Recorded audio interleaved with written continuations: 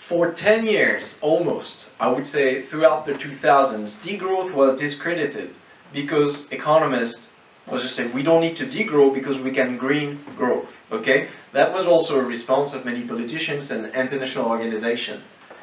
Now I think the science has shifted.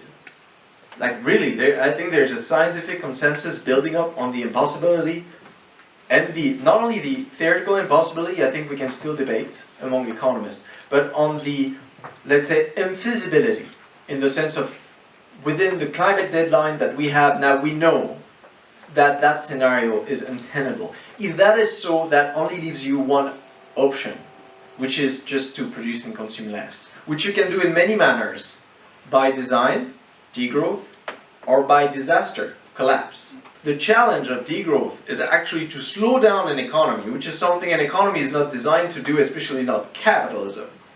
And the goal is to manage to do this while in a way that is equitable while securing quality of life. And I put plan democratically because I think that's a means to an end, not for the love of democracy for its sake, but just to say if you have to decide to produce and consume less stuff, how do you know where to start?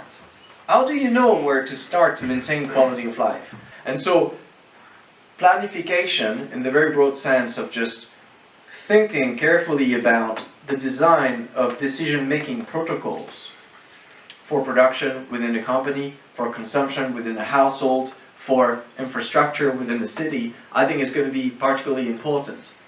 It's less important when you grow because you have access to a bit more of everything, which is fine, even though that's not the case for everything in an economy. But when you degrow, you need to have a very strong democracy to make sure you don't cut on the stuff that people need the most.